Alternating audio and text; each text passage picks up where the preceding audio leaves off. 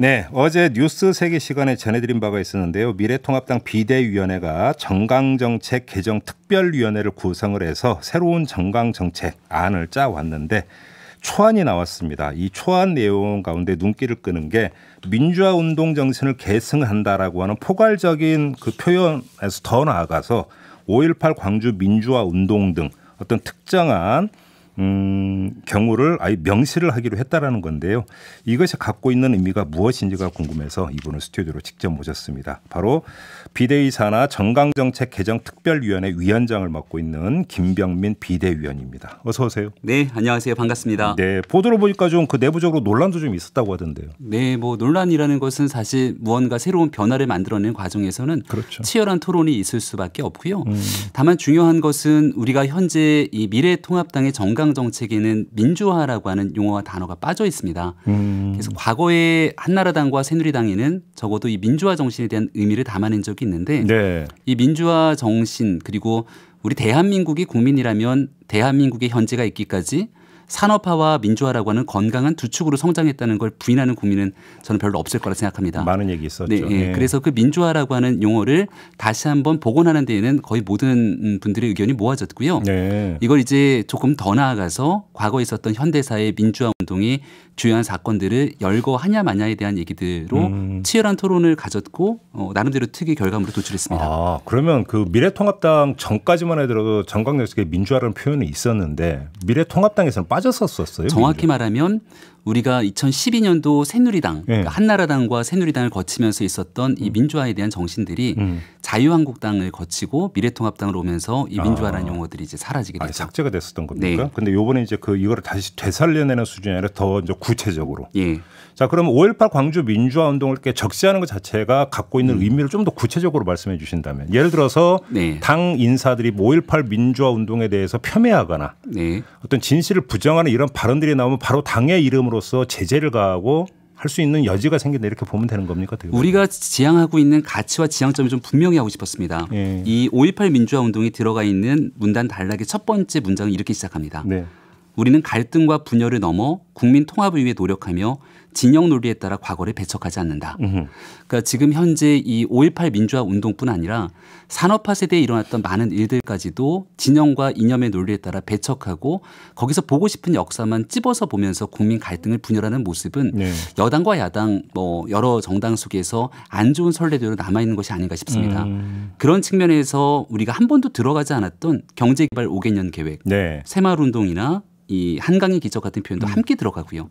이 산업화 정신을 같이 우리가 이어가자. 그리고 동시대를 통해서 같이 연결됐던 이 5.18 민주화 운동뿐 아니라 60항쟁도 함께 적시합니다. 그러니까 네. 우리가 보수는 헌법 가치를 수호하는 정당이라는 표현을 많이 쓰지 않습니까? 그럼요. 예. 근데 그 현재 우리가 살고 있는 헌법의 근간이 만들어졌던 마지막 헌법 개정은 결국 6월 항쟁을 통해 만들어진 팔찌 체제에 우리는 살고 있는 거거든요. 그렇죠. 그 6월 항쟁의 정신을 사실상 이어가는 것이 현재 만들어진 헌법 가치를 존중하는 일이라고 생각합니다. 네네. 그래서 보수 정당을 지향하고 보수적인 가치를 갖고 있는 이런 국민들께도 충분하게 이런 내용들을 이야기하고 말씀드리면서 과거에 있었던 역사적 우리 현대사의 중요한 애들을 함께 정신을 이어가게 된다면 우리가 한쪽 편에 서서 다른 한쪽에 대한 역사를 폄훼하는 애들은 벗어나고 극복할 수 있을 거라 생각합니다. 근데 이후 절차가 의원총회에서 이제 통과가 돼야 되고, 네. 그럼 이제 다시 어떤 전국위원회 거쳐야 되잖아요. 맞습니다. 여기서 어떤 다시 경론이 벌어지거나 내부에서 반발이 나올 가능성은 없습니까?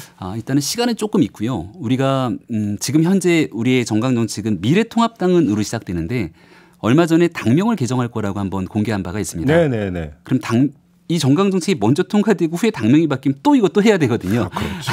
그래서 당명이 바뀌면 한 번에 바뀐 당명에 따른 정강정책을 동시에 통과시켜야 되는 절차가 남아있고. 당명 그럼 개정은 어디까지 와 있어요? 요즘 후보 이름들이 좀 나와 있습니까? 현재는 뭐 여러 분들이 백가증명식으로 의견을 주고 있습니다만 네. 저희 차원에서는 국민과 함께 여러 절차를 통해 당명을 개정하겠다는 의지를 갖고 있고요. 네. 우리 그 김수민 홍보본부장이 이 주도적으로 네, 또 네. 당명 개정 작업을 하고 있습니다. 근데 네. 그러니까 보통 이제 그 당명할 때 이제 중요한 어떤 그 가치를 담는 단어가 네. 이제 중요하잖아요. 민주냐 맞습니다. 뭐냐. 여기서 지금 당 안에서 가장 주되게 거론되는 단어가 뭐예요? 아직은 당명 개정을 가지고 그렇게 아이디어를 모으고 있지는 않은데 네. 이 정강정책 초안이 어제 그제 발표가 되지 않았습니까? 그래서 이 부분을 이제 그 전까지는 당내에 있는 인사들에게 거의 극비로 진행이 됐다 보니까 정말 어제 그제 처음 보신 분들도 많을 거예요. 그러니까 김수민 본부장에게도 이 내용을 이제 처음 전달했기 때문에 예. 이러한 인식을 바탕으로 당명을 뽑아내려는 노력을 할 거고요. 예. 다만 적어도 통합이란 단어는 안 들어가지 않을까. 역대 어느 정당 치고 통합이란 단어가 들어가서 오랜 기간 존속됐던 정당이 없기 때문에 네. 아무튼 좀 통합은 아닐 거다. 네, 통합이란 단어는 빠지지 않을까라는 개인적인 생각이고요. 얼마 전에 그 보도 보니까 김종인 비대위원장 같은 민주를 선호한다 이런 보도를 제가 얼핏 본 것 같은데 맞습니까? 대한민국에서 이 민주라고 하는 단어를 거부할 수 있는 국민은 없을 거라고 봅니다. 네. 그러니까 이 사실은 정당의 단어를 누가 선점하냐에 대한 정치적 행위이기도 한데요. 정의당의 정의라고 하는 표현도 굉장히 좋은 언어죠. 그럼요. 그래서 이제 우리가 과연 100년간은 정당으로 가져가야 되는 가장 중요한 키워드는 무엇일까에 대해서 네. 여러 지혜를 모으는 시간이 있을 겁니다. 그러면 그 당명은 좀 윤곽이 언제쯤 나올 예정인가요? 지금 일정에 대한 조율들을 하고 있는 것으로 보이는데요. 9월이 되면 정기국회가 시작되지 않습니까? 네. 근데 정기국회에서 한창 미래통합당 하다가 갑자기 당명이 바뀌면 좀 어색할 수 있으니 적어도 정기국회 전에는 이 모든 일정들을 좀 마무리하는 게 좋겠다라고 하는 의견이 있고요. 또 실무진 차원에서는 시간이 너무 촉박하다 하지만 저도 이 촉박한 상황에서 정강정책을 빨리 만들었으니까 한 달 조금 더 남은 거네 그러면. 시간을 좀 당겨야 될 것 같습니다. 알겠습니다. 정강정책 돌아가서 하나 좀 더 여쭤볼 게 있는데요. 그 3.1 독립운동 정신과 대한민국 임시정부의 정통성을 이어받는다. 이런 지금 표현이 있는데 좀 하나 궁금한 게 지금 대한민국 헌법 전문에 보면 임시정부의 법통을 개정한다고 되어 있어요. 자, 법통과 정통성이라는 단어에 차이가 있습니까? 거의 뭐 큰 차이는 없을 거라고 생각하는데요. 일단 이 내용이 들어가게 됐던 배경 가장 강력하게 의견을 주셨던 분이 한 분 계십니다.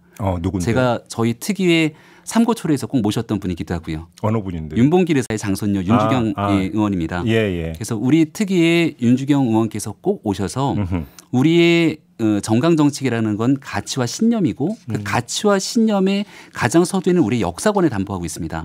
여기에서 윤주경 의원이 주도적으로 우리 당이 가져가야 되는 역사관들을 좀 만들어 주십시오 얘기를 했는데요. 거의 모든 문장 앞에 들어가는 문장들의 상당 부분은 윤주경 의원이 좋은 의견을 냈고요. 여기에 반만년의 역사와 빛나는 전통을 자랑하는이라는 표현이 들어가는데 윤주경 의원이 처음에 그런 얘기를 합니다.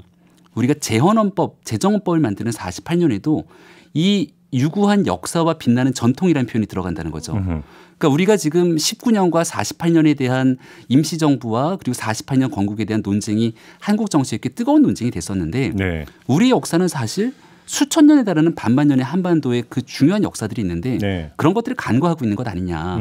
이런 정통성을 더 길게 끌어내고 또 동시에 3.1 독립운동 정신과 임시정부의 정통성이 있었기 때문에 현재의 대한민국이 있다는 것을 부인하는 국민은 없을 거다. 그리고 방금 말씀 주신 헌법 전문에도 적시가 돼 있는 내용이기 때문에 이러한 부분들을 우리가 가보지 않은 길이지만 더 분명하게 명문화시킬 필요가 있다는 얘기를 나눴습니다. 지금 우리 그 위원께서도 잠깐 언급을 해주셨고 저도 이제 정통성과 법통의 어떤 개념 차이가 있느냐고 질문을 드렸던 이유도 거기에 있는데요. 자, 이렇게 되면 건국절 논란이 이제 계속 몇 년째 되고 있지 않았습니까? 근데 그 만약에 이제 정통성이라고 하는 것들을 정강정책에 못 박아 버리면 그러면 대한민국의 원료 그러면 시초가 어디냐? 그러니까 사실은 뭐 반만년 이야기는 물론 맞습니다만 대한제국에서 대한민국으로 넘어오면서 그 이제 시초가 바로 상해 임시정부를 이야기하니까 그럼 거기서부터 시작이니까 건국은 그거 아니야? 이런 이야기로 이제 연결이 되는 거잖아요.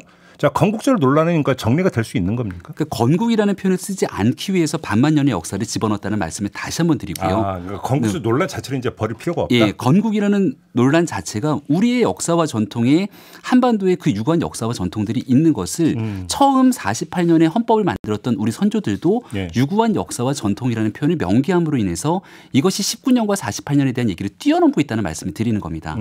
그리고 대한민국 헌법 전문에 이미 대한민국 임시정부의 법통을 이어받는다는 표현이 적시가 돼 있는데 제가 거듭 특히 우리 보수 진영에 있는 인사들과 국민들에게 설득하고 있는 얘기 중에 하나는 보수는 헌법 가치를 수호한다고 우리가 수차례 목놓아 얘기하고 있기 때문에 이 전문에 나와 있는 내용들을 함께 받아들이는 것을 거부할 수 있는 국민들은 저는 많지 않을 거라고 생각합니다. 그러게요. 알겠습니다. 자, 통합당에서 이제 이 정강 정책이 나오고 그에 따라서 이제 구체 10대 정책을 구성하는 작업도 진행한다고 하는데 그러니까 좀 그 맛배기로라도 어떤 게 이제 주되게 논의가 되고 있는지 좀 말씀해 주신다면. 그 저희 정강정책이지만 3페이지 정도로 구성되는데 한 문장 한 문장에 굉장히 많은 내용을 꾹꾹 담아놨습니다. 네. 그러니까 이 담아놓은 걸 좀 풀어낼 필요가 있는데 그게 10대 정책이 될 거라는 생각이 들고요. 그렇죠. 이 내용 중에 이런 한 문장이 있습니다. 뭐 언론에서 많이 관심을 안 갖고 있는데요.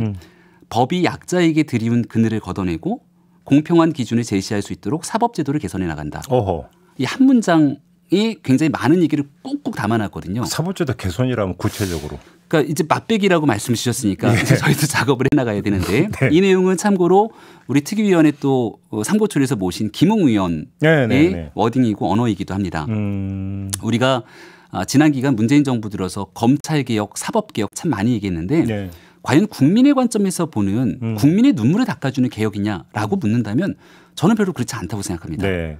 그리고 오히려 공수처 출범 등에 대해서 우리 정당이 반대했을 때 국민들이 또 물어보시게 되죠. 네. 그럼 너네 정당은 어떤 개혁을 하겠다는 거냐? 그렇죠. 거기에 대한 네. 대답이 나와야 됩니다. 그래서 국민의 철저한 목소리를 담아내고 네. 정말 법이 약자에게도 큰 우산이 될 수 있는 그런 사법제도 개혁에 대한 내용들 이제 10대 정책에도 같이 연결돼서 들어가는 상황이죠. 그러니까 지금 30초 남았는데요. 위원께서 공수처 이야기했으니까 그럼 사법제도 개혁안이 나오기 전까지는 그 검찰 개혁과 관련한 어떤 그 추진 일정에서 공수처 출범 일정 이런 게 올수도 해야 된다는 입장이십니까? 일단 그건 그대로 가고 이런 입장이신가요? 그러니까 공수처 출범에 대해서는 우리 정당이 여전히 이게 이제 국민들을 위한 사법개혁과 검찰개혁과는 별개의 문제로 오히려 정부의 권력을 심화시키는 문제에 대해서 지적하고 있기 때문에 그것과는 별개고 우리 국민들을 위한 우리 정당이 추구하는 사법개혁 제도와 정책들을 만들어낼 거라 말씀드립니다. 알겠습니다. 네. 여기까지 말씀드려야 될 것 같습니다. 고맙습니다. 고맙습니다. 네, 지금까지 미래통합당의 김병민 비대위원이었습니다.